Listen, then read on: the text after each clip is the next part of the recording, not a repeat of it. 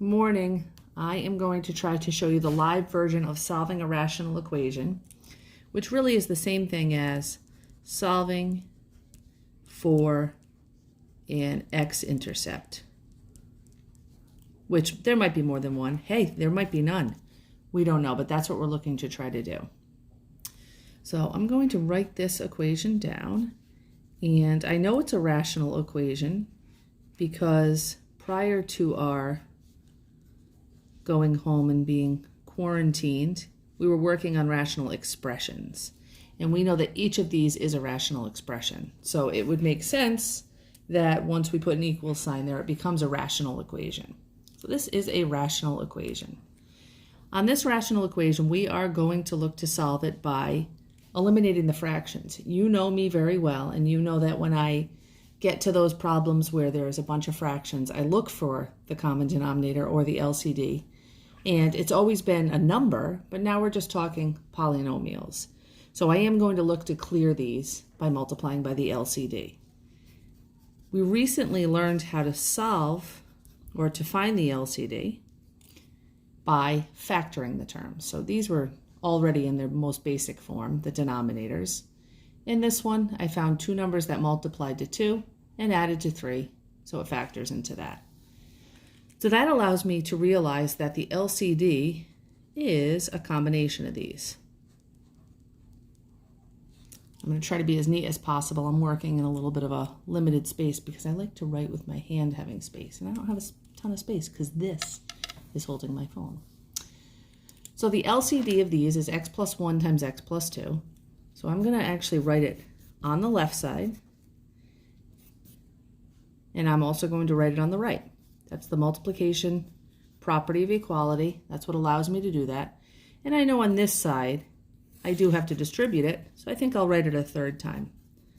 Just so when I cross things out, because that's the purpose of getting rid of the denominators, when I look to cross things out, I'll still be able to see what's left.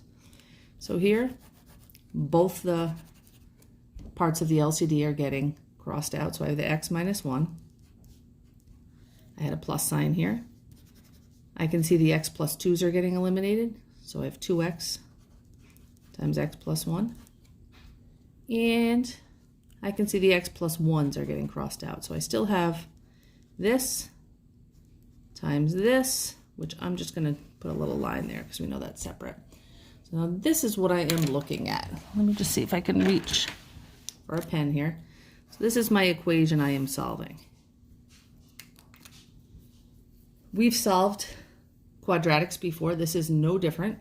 So I'm going to look to simplify the left side. You can see I distributed the 2x.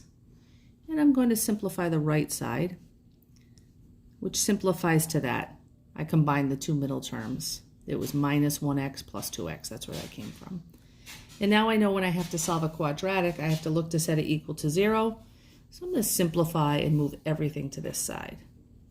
So I've got my 2x squared minus my x squared. That's coming over.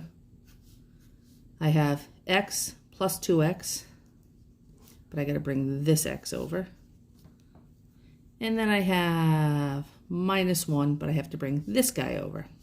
So ultimately, I don't often write my work like that, but you get the right idea. You guys should have been able to do that independently. So if your work looks a little different, don't worry.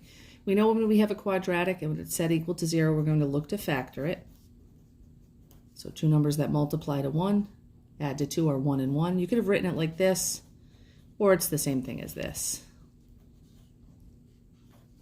Same thing. I wrote it like that. It's called a double root when you have that. So this allows me to realize that this would be a potential answer. Now the problem with this potential answer, I can already see it. I can already see it because I've done this problem about 32 times trying to video it. That's beside the point. Is that one of my denominators up here, this x plus 1, if I decide that x equals negative 1, well, what do I get in my denominator? 0. Can't work. Final answer? No solution. Hope that helped. I'll be posting more later.